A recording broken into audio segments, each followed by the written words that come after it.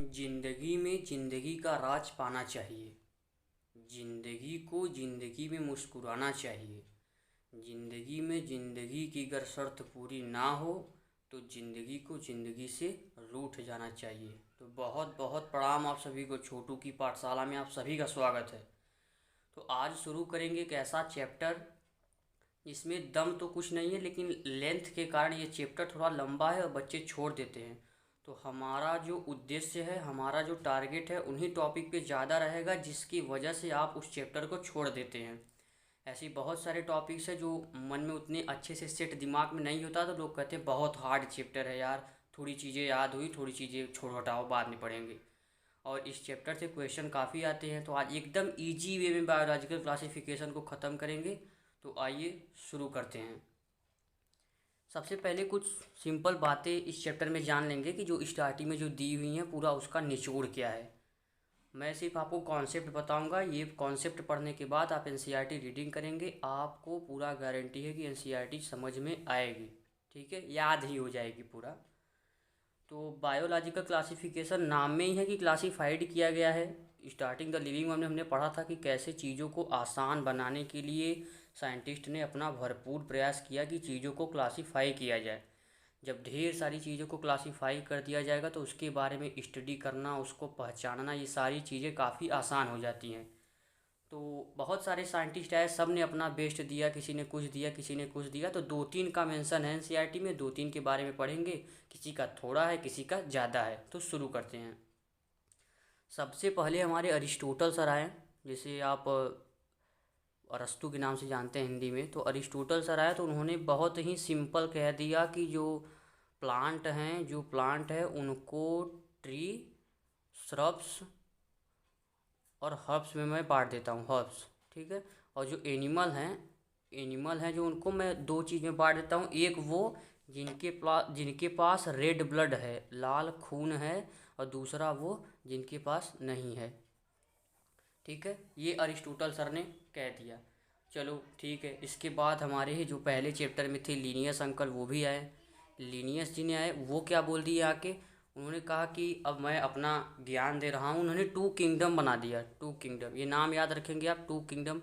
वैसे याद करने का एक सिंपल सा तरीका, ये हमेशा टू पे ज़्यादा ध्यान देते हैं। लिविंग वर्ड वाले में बाई था ना, दो चीज़, बाई नॉमिनल नॉमेनक्लेचर, किसी नाम को दो पार्ट में इन्होंने किया था। यहाँ पे बाई का मतलब दो, यहाँ पे भी टू किंगडम। टू किंगडम का मतलब इन्होंने सिंपल सिंपल कह दिया कि एक प्लांटी होंगे जिसमें प्लांट से रिलेटेड चीज़ें होंगी, एक एनिमिलिया होगा जिसमें एनिमल से रिलेटेड चीज़ें होंगी। इन्होंने यहाँ तक कह दिया। ठीक है। अब उस समय के जो लोग थे उन्होंने कहा कि यार सर, आपने ऐसा तो कर दिया कि एक प्लांटी है, एक एनिमिलिया है, लेकिन उसमें ऐसी कौन सी चीज़ है जिसके बारे में ये डिस्टिंग्विश नहीं कर पाए, अलग अलग नहीं कर पाए। केवल दो में तो संतुष्टि नहीं ना होगी। जैसे अब ऑर्गेनिज्म यूकैरियोट्स हैं, प्रोकैरियोट्स है, यूनिसेलुलर है, मल्टी सेलुलर है, फोटोसिंथेटिस है, अपना खाना खुद बनाता है सन के लाइट से, कि नॉन फोटोसिंथेटिक है। तो इन चीज़ों को वो अलग अलग क्लासीफाई नहीं कर पाए। यार आसान सी चीज़ है कि जब प्लांटी एनविलिया में चीज़ों को बांट दिए तो हम कैसे जानेंगे कि प्लांटी में कौन से ऐसे प्लांट है जो यूनिसेलुलर है, कौन से ऐसे प्लांट है जो मल्टी सेलुलर है। कोई ऐसा प्लांट भी है क्या, कोई ऐसा चीज़ भी है क्या प्लांटी में कि जो अपना खाना खुद नहीं बना पाता है। तो ये चीज़ें बातें उठने लगी जिनकी वजह से ये बहुत ज़्यादा सक्सेस नहीं हो पाए।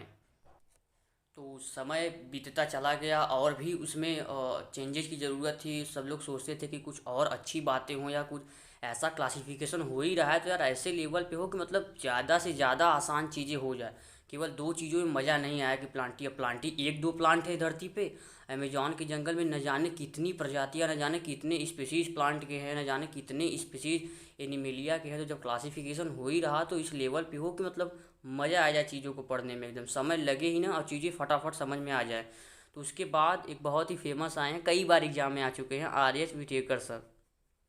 आर एस विटेकर सर, लोगों को इनका जो ये जो है सन शताब्दी, ये लोग भूल जाते हैं कि कैसे इसको याद करेंगे। तो एग्जाम में ढेर सारा मतलब आ जाता है, अगर दो तीन क्वेश्चन आ गए तो उसमें कंफ्यूज हो जाएंगे।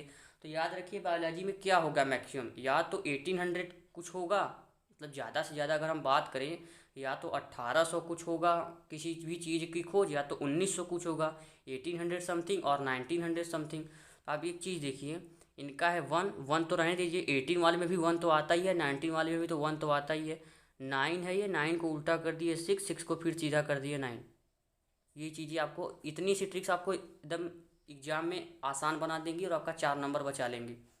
ठीक है। उसके बाद विटेकर सर आ गए, इन्होंने बहुत मेहनत किया तब जाके कुछ ऐसा दे पाए जिससे लोग आज तक मतलब लगभग सेटिस्फाइड ही हैं। बहुत आसान हो गई चीज़ों को, तो हम उसको देखेंगे। ठीक है।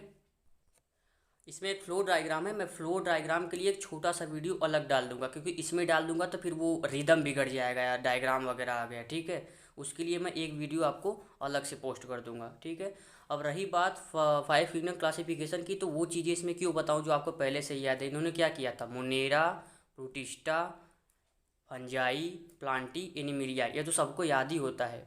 बात यह है कि अंतर क्या था इसमें, मज़ा क्या है, जो चीज़ हमें याद करनी है। तो ज़्यादा मज़ा इसमें फ्लो डायग्राम में है, जिसका वीडियो मैं आपको मतलब आज ही लगभग पोस्ट कर दूंगा।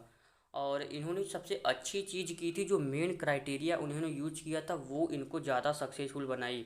वो क्या था, इन्होंने सेल, ये इंपॉर्टेंट चीज़ है ध्यान दीजिएगा, इन्होंने सेल स्ट्रक्चर के बारे में ध्यान दिया था, इन्होंने बॉडी ऑर्गेनाइजेशन के बारे में ध्यान दिया था, इन्होंने मोड ऑफ न्यूट्रिशन के बारे में ध्यान दिया था, रिप्रोडक्शन के बारे में ध्यान दिया था, और इन्होंने फाइलोजेनेटिक रिलेशनशिप, लोग इसका नाम सुन के तुरंत कन्फ्यूज है, ये कैसा नाम है यार, सब कुछ अच्छा चल रहा था, सेल स्ट्रक्चर मतलब सेल में क्या डिफरेंस है सभी ऑर्गेनिज्म में, बॉडी ऑर्गेनाइजेशन मतलब चलो ठीक है, ये तो हम एनिमल किंगडम में पढ़ लेंगे, और रिप्रोडक्शन पढ़ लेंगे, लेकिन ये फाइलोजेनेटिक रिलेशनशिप ये आके पूरा रिदम बिगाड़ दिया।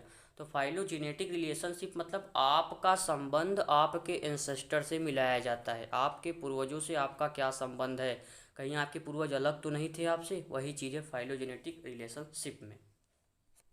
इसके आगे आप एनसीईआरटी जब रीड करेंगे तो इसके आगे जब आप लगभग विटेकर सर को पढ़ के जब आप नीचे आएंगे तो पूरे पैरा में सिर्फ यही बात की गई है कि विटेकर जी ने जिस चीज़ को क्लासीफाई किया वो पहले कैसा था। बार बार आपको एक चीज़ सब दूँगा, earlier earlier classification, earlier classification मतलब पहले जब करते थे लोग तो क्या गलतियाँ होती थी, दो ऑर्गेनिज्म को एक ही में रख देते जो अब क्लासीफाई हो गए, या कोई ऐसा स्ट्रक्चर है जिसका सेल वॉल काइटिन से बना है, किसी का सेलुलोज से बना है, वो दोनों को एक ही में रख दिए, या कोई ऐसा है जो यूनिसेलुलर है उसके बाद भी उसको उस ऑर्गेनिज्म के साथ रखा गया जो मल्टी सेलुलर है। तो पूरे पैरा में आपको यही सब मिलेगा कि पहले क्या गड़बड़ियाँ थी जो अब सुधर गई, पहले क्या गलतियाँ थी जिसको अब सुधार लिया गया। तो ये चीज़ आपको पूरे पैरा में देखने को मिलेगी, आप पढ़ेंगे आपको निश्चित रूप से समझ में आएगी। अगर नहीं समझ में आएगी तो उसीलिए तो बना है कमेंट बॉक्स, फटाफट लिखिए, आंसर आपको मिल जाएगा 2-3 मिनट के अंदर। ठीक है। मैं पूरा वीडियो बना दूंगा तो लंबा होगा, इसलिए मैं सोच रहा हूँ पार्ट पार्ट में वीडियो बनाऊँ, ताकि जिन लोगों को जिस टॉपिक में कन्फ्यूजन है वो लोग उस टॉपिक को ज़्यादा बार या अपने हिसाब से मैनेज करके देखें। क्योंकि पूरा, अब किसी को यू बैक्टीरिया पढ़ना है तो पूरा वीडियो, पूरा आधे घंटे का वीडियो पूरा देखे तब तो देखे, तो ऐसा नहीं है। हर टॉपिक का एक अलग अलग छोटा छोटा वीडियो होगा, ताकि आपकी कंसिस्टेंसी, आपका कंसंट्रेशन वीडियो देखने के लिए आपका मन पूरा बना रहे। ठीक है। नेक्स्ट वीडियो में मिलते हैं। Thank you.